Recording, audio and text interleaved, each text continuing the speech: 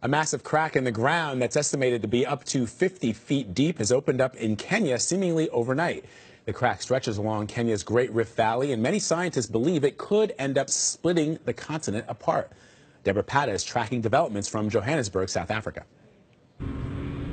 Imagine waking up one morning to find a massive crack running through your home. That's what happened to Elliot in Njuguna, forced to dismantle his house by hand before it was lost to the earth below. He lives in Mai Mahiu, part of the Great Rift Valley in Kenya, a region that has already provided a treasure trove of some of the most important archaeological finds in history. And this latest discovery is so significant, scientists predict it will be the fault line along which history is made once again as Africa splits into two continents. Although that won't happen for a very long time, says geologist Ben Andrews. Fortunately, this does not occur instantly, so we're many tens of millions of years away from having two continents. The crack in Kenya sits along the 3,700-mile-long East African rift. Geologists say that rift is growing larger as two tectonic plates move away from each other. As this movement continues over the next 50 million years, a large chunk of the continent will eventually split off, creating an island that will consist of parts of several African nations. Scientists, for the most part, agree that the continent is splitting in two, but there is debate over exactly how this most recent fracture was revealed. Andrews believes the Earth did not suddenly split in two, but that it formed over hundreds of thousands of years. It looks like it was probably something that already existed and had been filled with ash and other material, and then it was flushed out by recent rainfall. Joining me now from Johannesburg is CBS News foreign correspondent Deborah Pata. She's going to talk to us a little bit about this split. So, Deborah, this giant crack in the earth opened up in what seems like a matter of days. Can you give us an idea of how large it is and what geologists say may have caused it?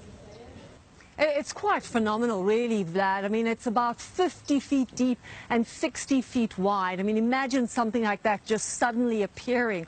Although geologists in part are saying that actually it was there all along, just hidden away from the world, and that because of some heavy downpour in recent weeks in Kenya, it cleared away what essentially was volcanic ash, which is a lot softer than normal rock, and that is how it came to be revealed. Although not everyone agrees with how this was formed, but that's certainly a lot of geologists are saying that is probably what happened.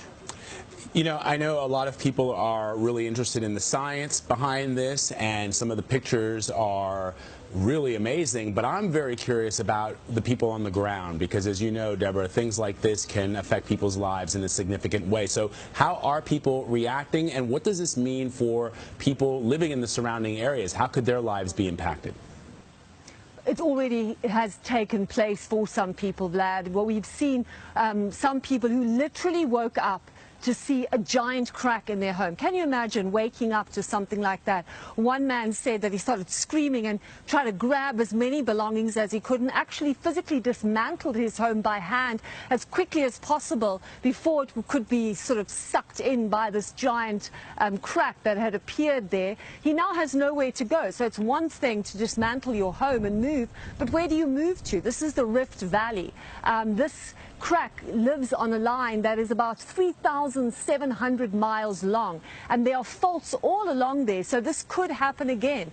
The road in the area, a giant fissure, fracture appeared in that road. It's now been filled up with rocks so the cars can continue to move over it, but this could not be a permanent thing. It could happen again. So it really has impacted quite severely on people living in the area, and it's a long-term problem that the Kenyan government is going to have to deal with. They wanted a railway line to go through this area, but how can you have a railway line going through what is essentially an area that, you know, could see this kind of problem again in the very near future?